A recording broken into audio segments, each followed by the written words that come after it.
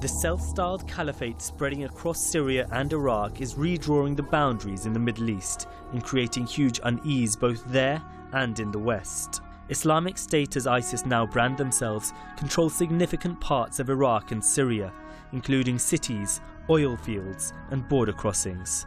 At the centre of the group is this man, Abu Bakr al Baghdadi. Islamic State fighters now pledge allegiance to him directly. His only public appearance has been from a mosque in Mosul last month.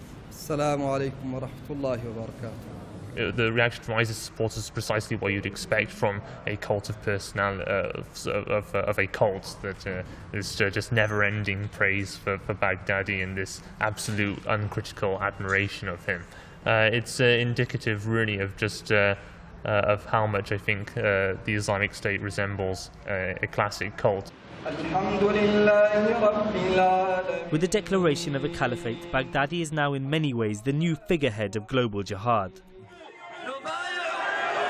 Vice magazine recently filmed celebrations amongst his supporters, but the declaration also brought Baghdadi into conflict with others in the jihadist sphere, notably Al-Qaeda.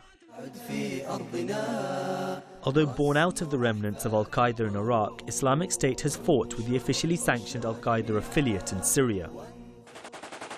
Just like Baghdadi, the founder of the Islamic State's predecessor in Iraq, this man, Abu Musa al-Zarqawi, had a tense relationship with Al-Qaeda. He was famed for indiscriminate bombings and videoing beheadings of his captives, tactics Al-Qaeda criticised for being too extreme.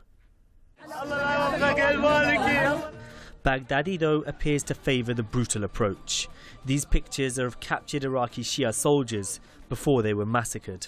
Al-Qaeda was very unhappy with Zarqawi because he was killing a lot of Muslims, he was engaging in brutally violent, excessive tactics, and because he was killing a lot of Shias, a lot of things that they considered to be unproductive. But they didn't stop. And Baghdadi today is the heir of that tradition, is the heir of that approach, which is completely different from Al-Qaeda Centrals in terms of tactics, in terms of strategy, and even ideology.